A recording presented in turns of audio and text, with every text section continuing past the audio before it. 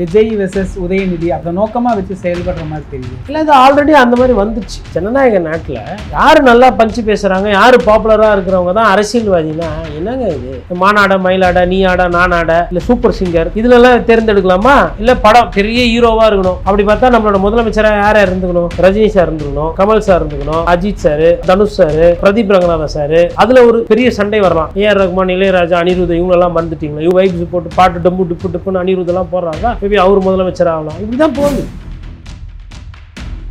ஒரு இன்எக்ஸ்பீரியன்ஸ் இருக்கக்கூடியவங்க நடத்தக்கூடிய ஒரு சட்டமன்றம் மாதிரி பார்த்தா இந்த திருவிழாலெல்லாம் பட்டிமன்றம் நடக்கல சார், அப்படிதான் இருக்கா? காக்கா பிரியாணி சாப்பிட்டா இந்த உன்னி மேனன் குரலாக வரும்ன்ற மாதிரி நீங்கள் இவங்க கிட்ட நீங்கள் என்ன எதிர்பார்க்கணுமோ அதான் எதிர்பார்க்கணும். அவர் ஒரு சின்ன பாயிண்ட் மிஸ்டேக் பண்ணிட்டார் உதயநிதி. இன்னும் கொஞ்ச நாள் கழிச்சு போனால் சட்டமன்றம் எது, திருமண கூட்டம் எது, திருவிழாவில் பேசுறது எதுன்றது தெரியாமல் போயிடும். டீ கடையில் பேசுகிற மாதிரியே பா இப்போ டீ கடையில் பயங்கரமாக அரசியல் பேசுகிறேன், நீயே சட்டமன்றத்துக்கு போகலாம்பா அப்படி கூட சொல்லுவாங்க. பஞ்சு டைலாக்லாம் பேசுகிற, லுங்கி கட்டுன்னு பேசுகிற, நெக்கெலாம் பேசுகிற, நான் நெக்கில் நெய்யாண்டி பண்ணுறேன், எல்லாம் சட்டமன்றம் போக வேண்டிய ஆளுப்பா. வெள்ளை அறிக்கை வெளியிட்டது, அது தொடர்பாக பட்ஜெட்ல எது இல்லைன்னா ஆதாரப்பூர்வமா சில ஐடிவிங்கெல்லாம் வருது. வாக்குறுதிகள் எதுவுமே இடம் பெறல. இதை பத்தி எதுவும் பேச மாட்டேங்கிறாங்க சார். இல்லை, எதுக்கு இதை பற்றி பேசினா அதெல்லாம் ஒத்துக்கிற மாதிரி ஆயிரும் இல்லையா, ஏற்றுக்கிற மாதிரி ஆயிரும். இப்போ பொறுத்தவரைலாம் இல்லை இல்லை இல்லை. என்ன ஜெயலலிதா 100 யூனிட் கொடுத்தாங்கன்னா 100 யூனிட் ஃப்ரீனா 100 யூனிட் ஃப்ரீ பிரதிபலிச்சு தெரிஞ்சுது. கலைஞர் கருணாநிதி அவர்கள் வந்து கரண்ட் ஃப்ரீயா கொடுத்தாரு விவசாயிக்கு. கண்ணெதிரில் தெரிஞ்சுது. ஆமா, ஃப்ரீ கரண்ட் 0ன்னு வரும் கரண்ட் பில் விவசாயத்துக்கு. நீங்க கொடுத்த 200 யூனிட் எங்க போச்சுன்னே தெரியலையா? 200 யூனிட் காணும். பிளான் பண்ணிருக்கீங்க அதிகாரிகளோட சேர்ந்து. ஆனா தேர்தலுக்கு முன்னாடி இப்படி சொல்லுங்க. எஸ்பி வேலுமணி டீம் அவங்க போய் சந்திச்சிருக்காங்க சார், அது என்ன கணக்கு? இல்ல, அவங்க டீம்லாம் இல்ல, அவங்க தாவேக்கா தான். நீங்க சொன்ன மாதிரி திமுகவை குறை சொல்றது, திமுகவை குறை சொல்றது, என்ன வேணாலும் பண்ணுவோம். இனி என்ன நடக்கும் சார்? தமிழ்நாடு எப்படி போகும்? தமிழ்நாடு எப்படி போகணுன்றது அரசியல் தலைவர்களுக்கு கவலை இல்லையா? நோட்ஸ்லாம் வந்து எடுக்க வேண்டியதே இல்லை. சட்டமன்றம் நடக்கும்போது ஒரு நாளைக்கு ஒரு ரீஃபில் பண்ணு மாறுங்க, அவ்வளோ நோட்ஸ் எழுதுவோம். இப்பெல்லாம் வந்து டிவியை போட்டுக்கிட்டு ஜாலியாக அவங்க வந்து டீ குச்சினே பாப்கார்ன் சாப்பிட்டுனே பார்க்குற மாதிரி இது நல்லா இருக்குதுல்ல.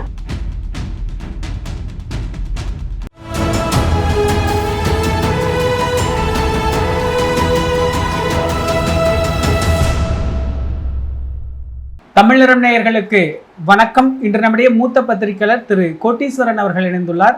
சார் வணக்கம். சார் வணக்கம். நேயர்களுக்கு அன்பு வணக்கம். விஜய் வெர்சஸ் உதயநிதி அப்படி மாற்றி ஒரு களத்தை கொண்டு வரணும், அதை நோக்கமாக வச்சு செயல்படுற மாதிரி தெரியுது. இல்லை, இது ஆல்ரெடி அந்த மாதிரி வந்துருச்சு. ஆல்ரெடி வந்து இப்போ அந்த என்னைக்கு நீங்கள் வந்து உதயநிதி வந்து ஒரு கருத்து சொன்னதுக்கு போய் நீங்கள் கைது சொல்கிறீங்களோ அப்போ நீங்கள் வந்து பர்சனலாக கமெண்ட்ஸு, பர்சனலாக இது இவருக்கு ஆதரவாக ஒரு சில நடிகைகள் கருத்து போடுறாங்க, அவருக்கு ஆதரவாக ஒரு சில நடிகர்கள் கருத்து போடுறாங்க.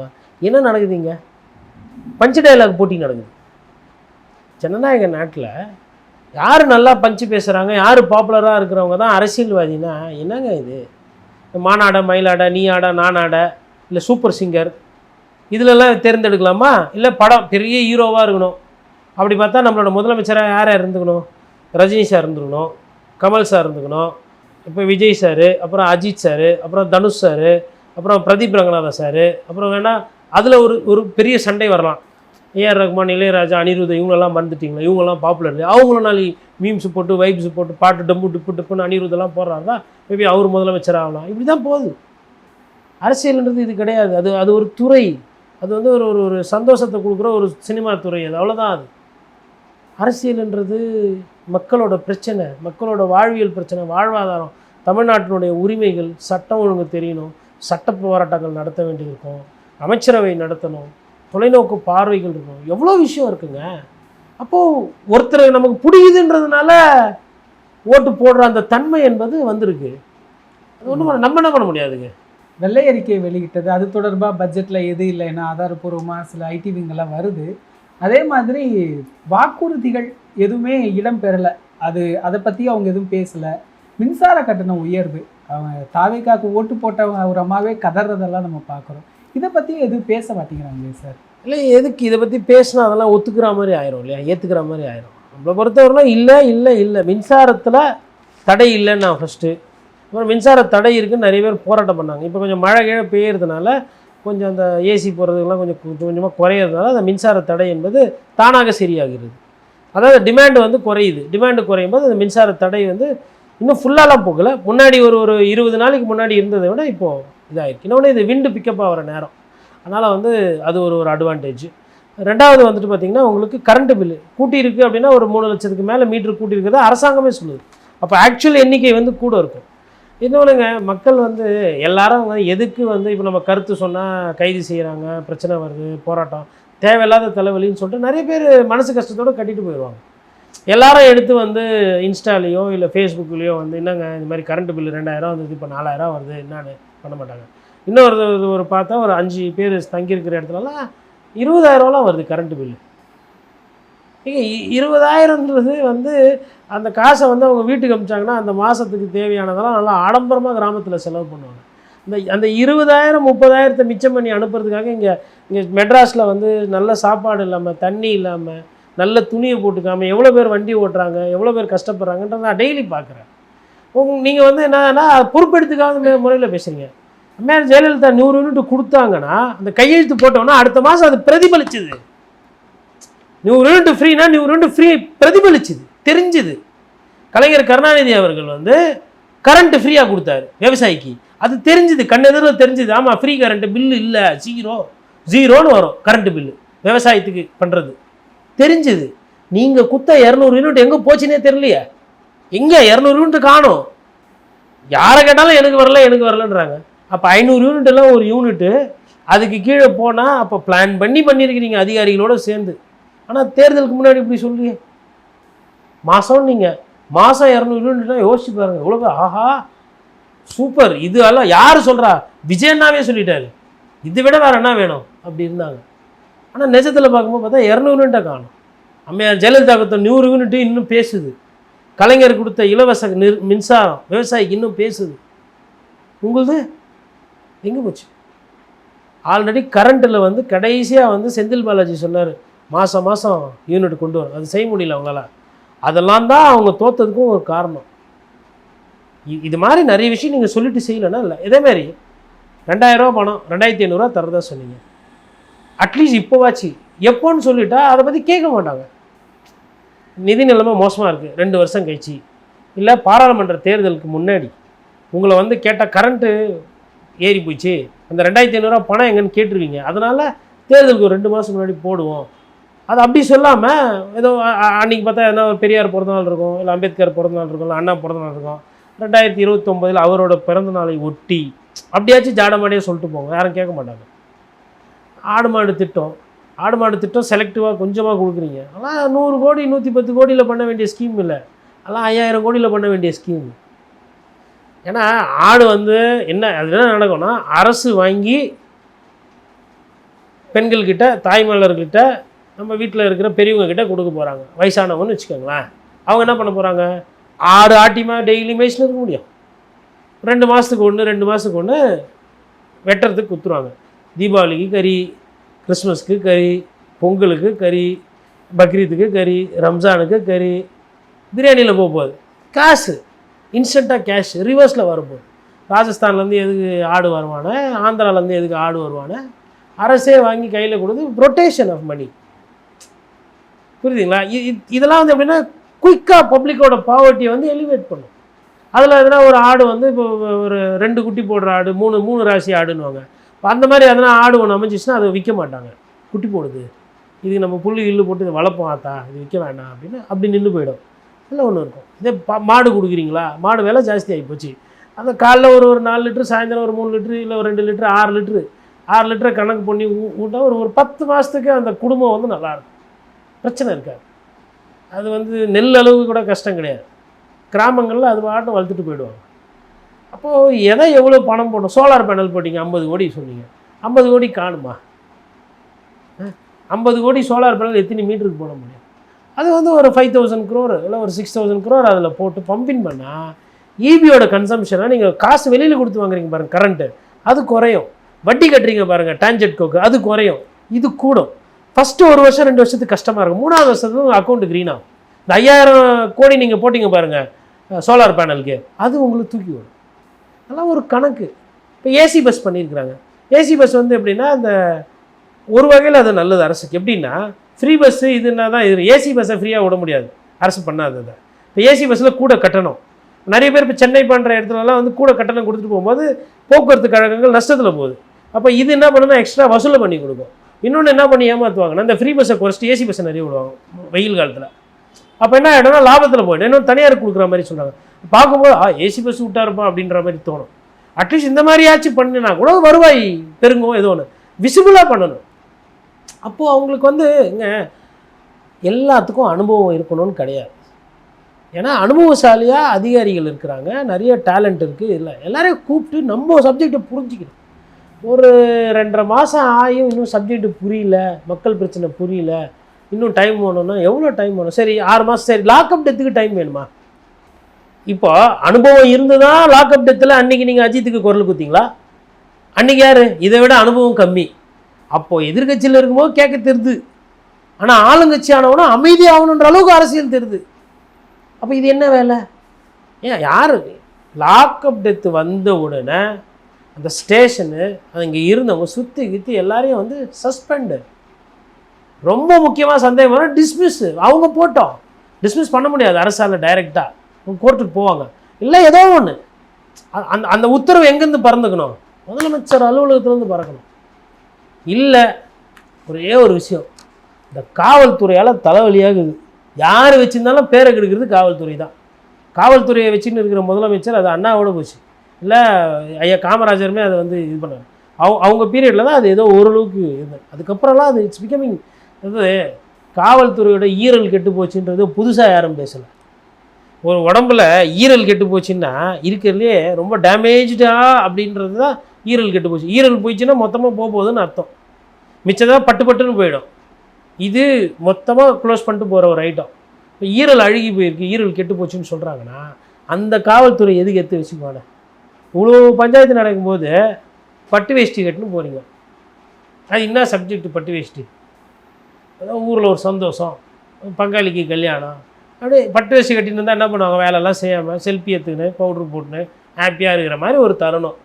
மாப்பிள்ளை என்ன மாப்பிள்ளை? இல்லை மாப்பிள்ளை ஊரில் கல்யாணம் வந்துருக்கிறேன், வேலைலாம் இல்லை, அந்த மோடில் போகிறீங்க நீங்கள்.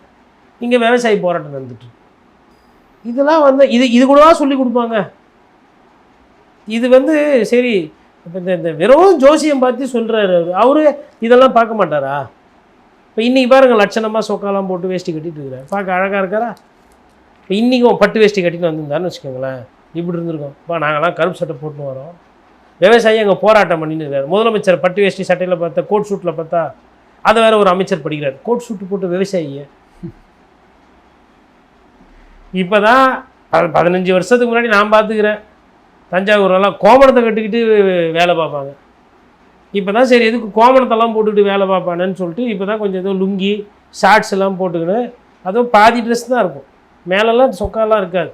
ஒரு சிலர் பனியன் போடுவாங்க. அப்படி வெயிலில் இந்த வெயிலுக்கும் அந்த விவசாயி அந்த அந்த கலரு வெயிலில் காஞ்சி அதெல்லாம் வந்து நமக்கு புரியறதில்ல.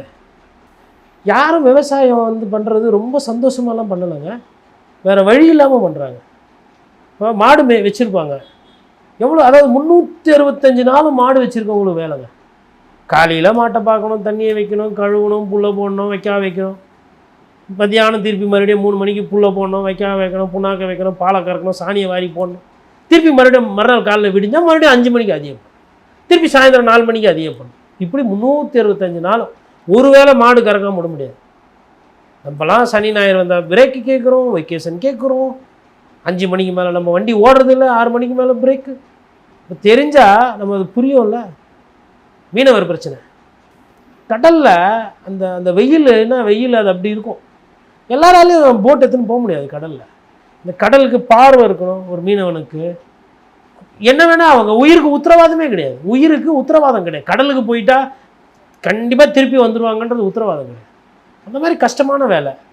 நானும் மீனவன் தான் அப்படி இப்படின்னு சொல்லி 20,000 ரூபா பணம் சொல்லிவிட்டு பேசிவிட்டு, சரி அவங்க பாப்புலேஷன் ஜனத்தொகை கம்மி, கொத்தா போட்டாங்களப்பா உங்களுக்கு ஓட்டு தூத்துக்குடியிலலாம். இல்லைனா ஜெயிக்கிறவங்களா தாவேக்கெல்லாம் மீனவர்கள் போட்டான் 20,000 ரூபா. நீங்கள் சொன்னது தான். சரி 8,000 ரூபா இருக்குது, அன்றைக்கே கொஞ்சம் புத்திசாலி தானம்மா 10,000 ரூபா சொல்லியிருக்கலாமா? 8,000 9,000 கிட்ட இருந்தால் சரிப்பா அடுத்த வருஷம் 1000 ரூபா போடுவாருன்னு கூட கணக்காயிரும். 8,000 எங்கே இருக்குது, 20,000 எங்கே இருக்குது? அப்புறம் இப்போ சுப்புன்னு இருக்கிறீங்க, பேச்சே கிடையாது. அதெல்லாம் வந்து வாக்குறுதி தானே அப்படின்னு அடிச்சு விட்டாச்சு. திமுகவை குறை சொல்லியே தான் ஓட்டணும் அரசியல். தேர்தலில் அறிவித்ததெல்லாம் அவங்க செய்கிற மாதிரி தெரியல. இன்னொரு பக்கம் இந்த எஸ்பி வேலுமணி டீம் அவங்க போய் சந்திச்சிருக்காங்க சார், அது என்ன கணக்கு? இல்லை அவங்க டீம்லாம் இல்லை, அவங்க தாவேக்கா தான். அவங்க டீமில் தாவேக்கா தான். ஏங்க கட்சியிலேருந்து வந்து நீக்கப்படுறாங்க, அப்புறம் சேர்க்கப்படுறாங்க, அப்புறம் பொறுப்பு வந்து அந்த பொறுப்பு இல்லாமல் வேறு பொறுப்பு கொடுக்குறாங்க, போகிறாங்க. சந்தை அதுக்கு நடத்தாமல் இருக்க முடியாதுல்ல. பொருள் விற்கணும், வாங்கணும், 4 பேர் வரணும், போகணும். அந்த மாதிரி அவங்க போய் பார்ப்பாங்க, கொள்வாங்க. அதெல்லாம் வந்து இபிஎஸை பொறுத்தவரைலாம் எடப்பாடி என்ன சொல்கிறாருன்னா, அதெல்லாம் போயிடுச்சு, நீங்கள் இனிமேல் அணிலாம் சொல்லாதீங்க. அவர் அவங்கக்கிட்ட போய் சொல்கிறாங்களா என்னென்ன, எப்பா அதெல்லாம் முடிஞ்சிச்சுப்பா, இருக்கிறது இதுதான் அதிமுக. இதில் என்ன பண்ணணும், இதில் யாருன்னா அடுத்து மாவட்ட செயலர் ஆகணுமா, கட்சி வேலை செய்கிறியா, அம்மா பெருமை பேசுகிறியா, ரெட்டலைக்காக நிற்கிறியா, பேசிப்போ. அவரு போகிறாரு, இவர் போட்டோம், சம்பாரித்தவங்களாம் போட்டோம், அவர் சொத்தை பாதுகாக்க கூட போவாங்க, போய்கிட்டோம், உங்களுக்கு என்னன்றாராம். நானும் கேட்டேன் இந்த கேள்வியை, என்னங்க இது இப்படியே இருந்தால் எப்படிங்கண்ணே. அடுத்த லெவல் போயிட்டாப்புல இபிஎஸ். இன்னும் யாருன்னா இன்னும் 2 பேர் ஊழல் குற்றச்சாட்டுக்கு அவங்களுக்கு வேணுமா, இல்லை வேறு எதனா வேணுமா, அதிகமாக இப்போ 5 வருஷத்தில் சம்பாதிக்கணும், அந்த மாதிரி யாருன்னா இருக்கும். இன்னும் போ. ஏன்னா மத்திய அரசு கேட்குற மாதிரி தெரில, குதிரை பேர் அரசியல் கவர்னர் கண்ணு மூடின்னு இருக்கிறாரு, யாரும் கேட்குற மாதிரி இல்லை, போட்டோம் அப்படின்ற நிலைமையில் அவர் இருக்கிறாரு. நம்ம என்ன பண்ண முடியாது. அவங்க சொல்கிறதெல்லாம் வச்சு பார்க்கும் பொழுது ஒரு இன்எக்ஸ்பீரியன்ஸ் இருக்கக்கூடியவங்க நடத்தக்கூடிய ஒரு சட்டமன்றம் மாதிரி பார்த்தா, இந்த திருவிழாலெல்லாம் பட்டிமன்றம் நடக்கல சார், அந்த துணி இருக்குது. அப்படி தான் இருக்கா, அப்படி விமர்சனம் வைக்கலாமா? அது ஏதோ ஒரு கருத்து ஒருத்தர் சொன்னார், காக்கா பிரியாணி சாப்பிட்டா பின்ன உண்ணி மேனன் குரலாக வரும்ன்ற மாதிரி. இவங்கக்கிட்ட நீங்கள் என்ன எதிர்பார்க்கணுமோ அதான் எதிர்பார்க்கணும். அது சரி, பழைய சட்டமன்றங்களோ சட்டமன்றத்தோட அந்த பேச்சுத்தன்மை, அண்ணா காலத்து, காமராஜர் காலத்தில், அதுக்கு முன்னாடி ராஜாஜி, அந்த தன்மை கலைஞர், அதுக்கப்புறம் எம்ஜிஆர், அந்த தன்மை வந்து கொஞ்சம் கொஞ்சமாக மோசமாகிட்டே தான் போகுது. கூவம் வந்து உடனே கெட்டு போகல, கடைசியாக தான் காவாவாச்சு. அது மாதிரி இது வந்து ஒரு ஸ்டேஜ், இது stage by stage by stage by stage தண்ணி மோசமாகி அது வந்து பயன்படுத்த முடியாத ஒரு தண்ணியாக மாறிச்சு தன்மை. அது மாதிரி இது வந்து போய் இன்னும் கொஞ்ச நாள் கழித்து போனால் சட்டமன்றம் எது, திருமண கூட்டம் எது, திருவிழாவில் பேசுகிறது எதுன்றது தெரியாமல் போயிடும். டீ கடையில் பேசுகிற மாதிரியே பா இப்போ டீ கடையில் பயங்கரமாக அரசியல் பேசுகிறேன், நீயே சட்டமன்றத்துக்கு போகலாம்ப்பா அப்படி கூட சொல்லுவாங்க. அப்படியாப்பா நானாப்பா, ஆமாப்பா எவ்வளோ நல்லா பேசுகிற, பஞ்சு டைலாக்லாம் பேசுகிற, லுங்கி கட்டுன்னு பேசுகிற, நெக்கெலாம் பேசுகிற, நான் நெக்கில் நெய்யாண்டி பண்ணுற, நீலாம் சட்டமன்றம் போக வேண்டிய ஆளுப்பா, உனக்குலாம் அத்தை தப்பா வாய்ப்பு கச்சா நீலாம் போனால் எமாம்பேர் ஆளாக வரலாம் தெரியுமான்னு சொல்லுவாங்க. அப்படி போயிடும். இதில் வந்து தமிழ் தெரியணும், இலக்கியம் தெரியணும், கடந்த கால வரலாறு தெரியணும், கவர்மெண்ட்டோட ஸ்கீம்ஸ் தெரியும், டெமி அஃபிஷியல் லெட்டர்னால் என்ன, இன்டராக்ஷனு, கம்யூனிக்கு எப்படி பேசுறது கொள்வது, அது டசன்ட் ரிக்வயர்மெண்ட். பாப்புலாரிட்டி தான் இன்றைக்கி டெமோக்ரஸியை டிட்டர்மின் பண்ணுது. இப்போ என்ன நீங்கள் சொன்ன மாதிரி திமுகவை குறை சொல்கிறது, என்ன வேணாலும் பண்ணுவோம், எதுக்கும் அக்கௌண்டபிலிட்டி எடுக்க மாட்டோம், என்ன வேணாலும் நாங்கள் பண்ணிட்டு இருப்போம், அதுக்கு பதில் சொல்ல மாட்டோம், இப்படியே தான் இருக்க போகிறாங்க சார். என்ன வேற வாய்ப்பு என்ன இருக்குது அவங்கக்கிட்ட சார்? அவங்களோட ஆயுதத்தை அவங்க வந்து அவங்கக்கிட்ட என்ன வெப்பன் இருக்கோ அதை தான் எடுத்து யூஸ் பண்ண முடியும். இப்போ ஒருத்தர் வந்து கராத்தே வீரர்னு வச்சுக்கோங்களேன், அவர் என்ன பண்ணுவார், இந்த அட்டாக்ஸை வந்து தடுக்கிற கலை, அதுக்கப்புறம் குத்துற கலை, இதை தான் பண்ணுவார் அவர். இப்படி கராத்தேல இதுதான் மூமெண்ட்டு. அவர் போய் இப்படி வைக்க முடியாது, இது பாக்ஸிங் மூமெண்ட்டு, இது கராத்தே மூமெண்ட்டு, புரியுதுங்களா? இப்போ இது கிரிக்கெட் மூமெண்ட்டாக இப்படி பேட்டு பவுலிங் இப்படி, அது மாதிரி ஒவ்வொருத்துக்கும் ஒரு மூமெண்ட் இருக்கும், ஒவ்வொருத்தரும் ஒரு ஸ்டைல் இருக்கும். இவங்ககிட்ட இதான் இருக்குது. இவங்ககிட்ட போய்ட்டு நான் மாநில சுயாட்சி பேசி, இல்லை இப்போ கோர்ட்டில் வந்து பயங்கரமான கோர்ட்டில் போகிற கேஸ் எல்லாமே தோல்வி, பின்னடைவு. இப்போ அவங்கக்கிட்ட என்ன இருக்கோ அதை தான் பண்ணணும். அவங்ககிட்ட என்ன இருக்குது, இன்ஸ்டா இருக்குது, ஃபேஸ்புக் இருக்குது, ஃபேஸ்புக்கில் ஃபயர் விடுவோம், இன்ஸ்டாவில் வெயிட் பண்ணுவோம், இன்ஃப்ளூயன்சர்ஸ்லாம் நிறைய பேர் இருக்காங்க. ஃப்ரெண்ட்ஸ் பார்த்தீங்களா, ஃப்ரெண்ட்ஸ் விஜயண்ணா பற்றி ஒரு சில நாய்கள்லாம் பேசும் ஃப்ரெண்ட்ஸ் அப்படின்னு, அதுதான் இருக்குது. அதை தான் திருப்பி யூஸ் பண்ண முடியும். அதை வச்சு காவேரியில் தண்ணி வாங்கி தர முடியுமா? இதை வச்சு என்ன பண்ணலாம், திமுகவை அசிங்கப்படுத்தலாம், அண்ணா திமுகவை திருப்பி தலை தூக்க விடாமல் பண்ணலாம். அது பண்ணுறோம்ல, எங்களுக்கு தேவை பூர்த்தி ஆகுதுல்ல. திராவிட கட்சிகள் இவ்வளோ நாள், இப்போ மோடிஜி என்ன பண்ணார், 5 வருஷம் பத்தலை, அப்புறமா இன்னொரு 5 வருஷம் பத்தலை, அப்புறமா இன்னொரு 5 வருஷம், இப்போ என்ன திருப்பி கேட்குறாரு, 60 வருஷமாக நேரு குடும்பம், ஏப்பா 10 வருஷம் நல்லா வக்கனையாக பண்ணிவிட்டு இப்போ ஒரு 5 வருஷம் இன்னமும் அதே தானே பேசுகிறாங்க. இவங்க அடுத்தது இவங்களும் இப்போ 6 மாதம் கேட்குறாங்க இல்லையா, அப்புறம் 6 வருஷம் கேட்பாங்க, பத்தாது. ஏன்னா நீங்கள் வந்து யாரும் கீழே இருந்து உங்களுக்கு வந்து ஒரு எம்எல்ஏவோட எவ்வளோ கஷ்டம்னு தெரியாதுல்ல. நீ என்ன நடக்கும் சார், தமிழ்நாடு எப்படி போகும், எப்படி என்ன, நான் எதுக்கு அதெல்லாம் போட்டு அவ்வளோ குழப்பிக்கணும்? நம்ம நேயர்களுக்கு நம்ம பேசுகிறோம். தமிழ்நாடு எப்படி போகணுன்றது அரசியல் தலைவர்களுக்கு கவலை இல்லையா? தமிழ்நாட்டினுடைய நிலைமையை பற்றி அரசியல் தலைவர்களுக்கே கவலை இல்லை, ஆட்சியாளர்களுக்கு கவலை இல்லை, ஓட்டு போடுற மக்களுக்கு கவலை இல்லை, நம்ம பத்திரிகையாளர் என்ன கவலைப்படுறது? இங்கே நமக்கு என்ன எம்ஆர் ராதா சொல்லுவார்ல, மேலை நாட்டில் அவன் அப்படி இப்படின்னா அவன் தலையை எடுத்து அப்படி, உன் தலையை எடுத்து இப்படி, அது மாதிரி ஐயா எம்ஆர் ராதா சொல்கிறது தான் இன்றைக்கி எனக்கு தருது. என் தலையை எடுத்து இப்படி, நீங்கள் என்கிட்ட கேட்டால் நானே பண்ணுவேன், நானே என்ன பண்ணுறது, இப்படி தான் போகுது. நோட்ஸ்லாம் வந்து எடுக்க வேண்டியதே இல்லை. சட்டமன்றம் நடக்கும்போது முன்னாடியெல்லாம் 2 பேனா எடுத்துகிட்டு போவேன், ரீஃபில் பெண்ணு. ஏன்னா சம்டைம்ஸ் வந்து ஒன்று முன்னால் எழுதியிருப்போம், ஒரு நாளைக்கு ஒரு ரீஃபில் பெண்ணு மாறுங்க, அவ்வளோ நோட்ஸ் எழுதுவோம். இப்போல்லாம் வந்து டிவியை போட்டுக்கிட்டு ஜாலியாக உட்காந்து டீ குச்சினே பாப்கார்ன் சாப்பிட்டுனே பார்க்குற மாதிரி இது நல்லா இருக்குதுல்ல. ரொம்ப ப்ரிப்பேர் பண்ண வேண்டியதே இல்லை, ஏன்னா ஃபேக்ட்ஸே இல்லை, எல்லாம் வைப்பு தான், பிளாஸ்ட்டு வைப்பு. இப்போ இன்றைக்கி பாருங்கள், இன்றைக்கி என்ன ட்ரெண்டு, அதான் டெய்லி பேப்பர் படித்தா தான் தெரியும். இதுதான் தலைப்பு செய்தி. எது பேப்பர் படிக்கிறது? இப்போ யார் டெய்லி பேப்பர் படிக்கிறது? ஆனால் அவர் ஒரு சின்ன பாயிண்ட் மிஸ்டேக் பண்ணிட்டார் உதயநிதி. முரசொலின்ற பேப்பருக்கு ஆசிரியராக வேலை பார்த்துருக்குறேன், 2 தலைங்க எழுதியிருக்கிறேன். சரி, நான் இப்போ இன்றைக்கி என்னென்ன அது காலைல பேப்பரில் என்னென்ன பேப்பர்லாம் படித்த பேரவைத் தலைவரை கொஞ்சம் கேட்டு சொல்லுவோம். இன்றைக்கி என்னென்ன ஹிந்து பத்திரிக்கை, தினமலர் பத்திரிக்கை, Times of India, Deccan Chronicle, DD next, Indian Express, முடிஞ்சால் இந்துஸ்தான் டைம்ஸு, தீக்கதிர், இதெல்லாம் என்னென்ன தலைப்பு செய்தி கொஞ்சம் கேட்டு சொல்லுங்கள். ஏன்னா டெய்லி பேப்பர் படிப்பார் போலான்னு இந்த என்ன ஆயிருக்கும், லைவு என்ன ஆயிருக்கும், பேப்பர் யாருமே படிக்கிறதுலன்னு தெரிஞ்சு போயிருக்குமா? தேவையா இதெல்லாம்? சொல்கிறதுக்கு முன்னாடி நானே வந்து இது ஏன் நான் சொல்கிறேன்னா, எனக்கு இது மாதிரி பிரச்சனைகள் வந்திருக்குது. எங்கள் பழைய பியூரோ சீஃப் வந்து பேப்பர் படிக்காமல் போனால் மீட்டிங்கு பேப்பர் படிக்காமல் ஒருத்தவங்க தான் தொலைச்சிருவார். சம்டைம்ஸ் என்ன பண்ணுவோம், காலைல தூங்கி எழுந்திக்கிறது லேட் ஆகிடும்னு சொல்லிட்டு என்ன பண்ணுறோம், லேட்டாக எழுந்திருப்போம். பேப்பர் வந்து ஒன்றும் பாதியமாக படிச்சுட்டு போயிட்டுருப்போம். அவர் எல்லாத்தையும் படிச்சுட்டு வந்துடுவார். காரில் வேறு உட்காந்து வரும்போது படிச்சுட்டு வந்துடுவார், இல்லை அங்கே வந்து படிச்சிருவார் ஃபுல்லாக. அப்போ பேப்பர் தெரியாமல் இருக்கும்போது பக்கத்தில் இருக்கிறவங்களை பார்த்து திருத்துன்னு மொய்ப்போம். அதை பேப்பர் படிச்சுட்டு போயிட்டேன்னா அன்றைக்கி அப்படி தெம்பாக உட்காந்துருப்பேன் நான். அப்போ சீஃப் ரிப்போர்ட்டர் ஆனதுக்கப்புறம் வேறு ஆப்ஷனே கிடையாது, டெய்லி படிச்சு தான் ஆகும். அதனால் பேப்பர் படிக்கிறதுன்றதோட முக்கியத்துவத்தை நாட்டு மக்களுக்கு சொல்லியதற்காக முதலமைச்சருக்கு மிக்க நன்றி. நிகழ்கால அரசியல் குறித்த பல தகவல்களை பகிர்ந்து கொண்டதுக்கு நன்றிங்க சார். நன்றி. இதே போன்று நிகழ்கால அரசியலின் சாரம்சங்களை அரசியல் ஆளுமைகளின் நேர்காணல் வழியே தொடர்ந்து காண தமிழ் நிறம் வலையொலியை சப்ஸ்கிரைப் செய்யுங்கள். தங்களின் மேலான கருத்துக்களை கருத்துளை பெட்டியில் பதிவிடுங்கள். நன்றி, வணக்கம்.